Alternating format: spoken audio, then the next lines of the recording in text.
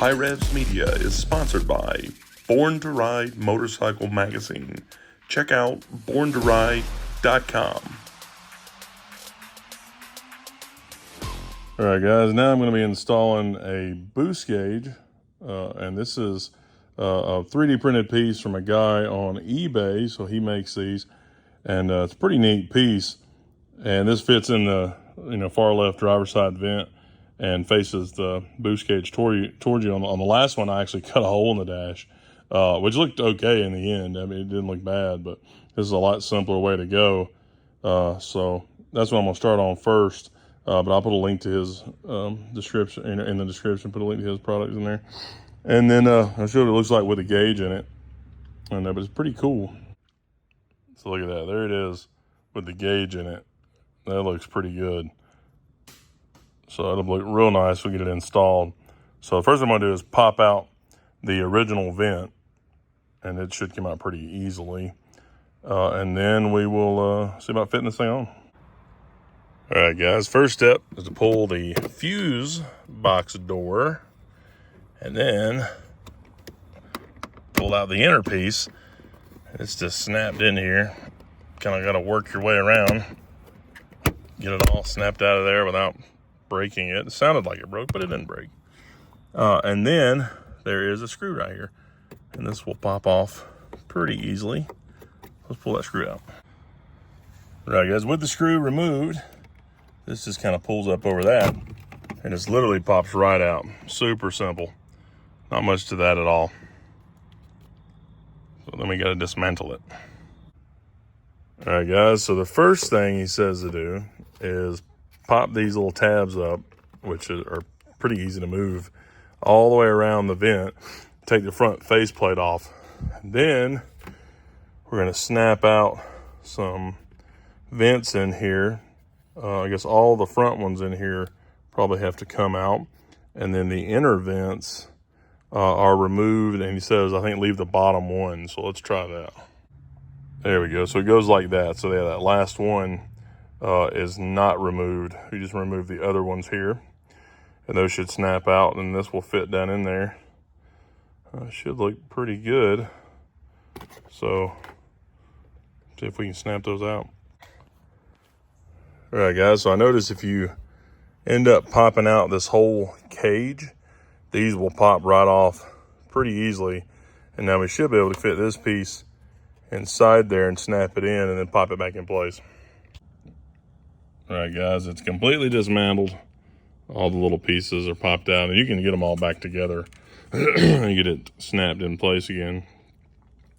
But this little shelf that's in the bottom of this thing, my gauge wants to be right there when this thing lines up.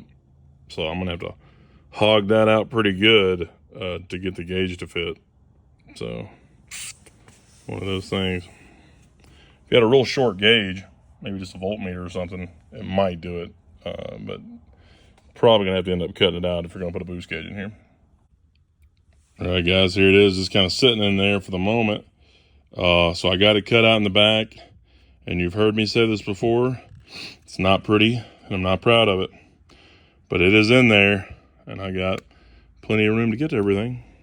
So I'll probably end up shoving, once I get it mounted, I'll probably shove some foam up in there, in the hole, and then set it in place just so you don't have a bunch of air leaking out. But I wanted to get it mounted in, so it's actually got a little bit of a loose fit on this one, and there's no way you can get the bracket in there that comes with the gauge. So there's no way that would fit unless you cut out a lot more. So what I'm going to do is just wrap black tape around this, get it a little bit tighter. Now you don't want to put too much force on this 3D printing, but make it a little bit tighter so this doesn't just fall out, slide around. Get that done, let it get held in there tightly, snap it in place, and I think it's going to look all right. All right, guys, he's fit this pretty well. I only had to do one line of tape around. I mean, I couldn't go over each other at all. Just that one little bit of tape made this thing tighten up big time. So I don't have to worry about that. Now I can go ahead and get it snapped into place, and I can still get the hose barb plenty fine. So I can get that on there, get some foam shoved in here, and then I'll run the wires. All right, guys, look at that. That looks pretty slick. I'm pretty happy with that. And in his instructions, he said, look for the screw. There's one screw and then snap it apart. I looked all over. I did not see a screw until it went back together, and I thought, oh, there's the screw. I just yanked it apart. So yeah, there's the screw. But anyways, this goes in there pretty nice. It really, it was a super simple operation, lots of extra pieces. And you've done good if there's extra pieces. So this, you can still close the vent off, which is nice. You just can't change anything, but I mean, it's still going to be blowing right at you. Now I can run my wires down through the dash, get me a hose on there, and shove some padding up in here. All right, guys, so this will fit right back into the hole it came out of. And then as far as the way it looks at the steering wheel here, that's perfect. So that'll snap in there like that. And wires will drop right down. Should be able to find some easy places to connect to here. That shouldn't be a problem. That's gonna look really good. All right, guys, this is the foam I used, which looks like a roll like this. Check this out. Sometimes I'm just really proud of myself. You know what? This is gonna work perfect. Just 2 little layers, left enough room to slip the nipple on the barb there, hose on the nipple rather. And there is the wires. So now all this can snap together and it's gonna be pretty sealed. Not gonna let all the air out. That is cool. All right, guys, I got the hose ran in, going into my gauge. Look how good that looks. That's perfect. So now, I'm just gonna feed the wires over into this area and then snap it back in place, get my screw back in. All that'll be good, and then I just hook up some wires. Real simple and quick like. I'm not gonna make a real big mess, but there is I've got some of the little jumper things, I forget what they call them, but you plug them in and then it gives you an extension, but then they're all fused. I need some that aren't fused, so. But anyways, I can make it work. And look how good that looks. That is perfect. Perfect, perfect, perfect. And then there's my wires. Now I'll just get those connected.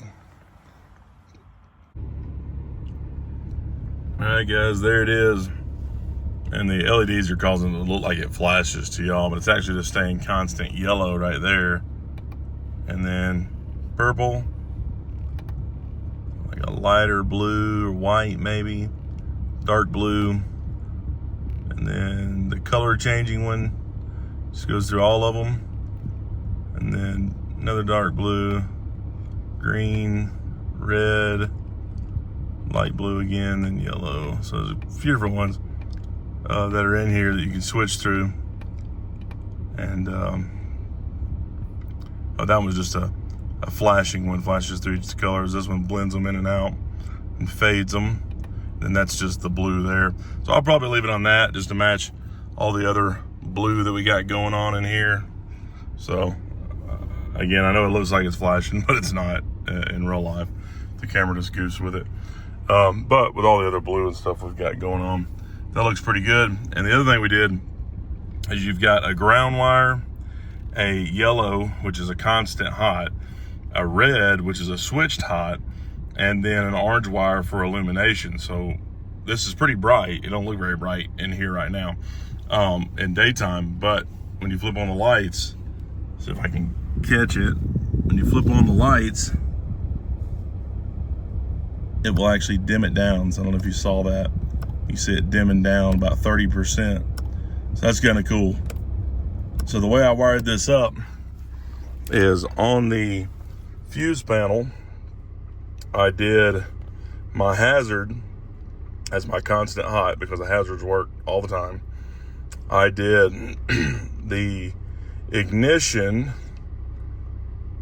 where's it at?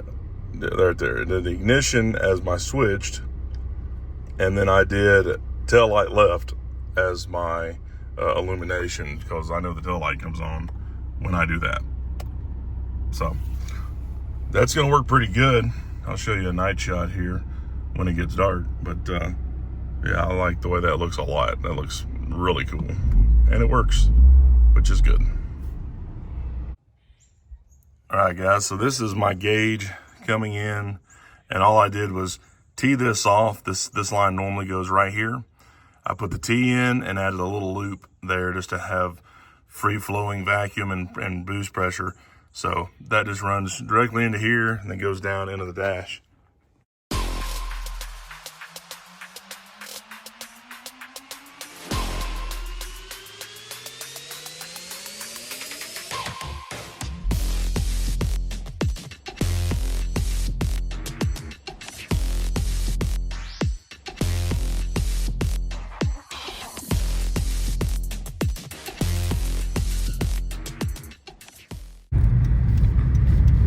Alright guys, the boost gauge looks pretty good. Dims down 30% and it's working pretty good.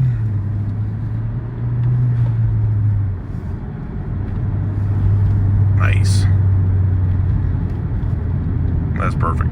And all the colors match. It's even got the red needle. So it's perfect. Everything looks awesome in here. Colors have came out really, really good.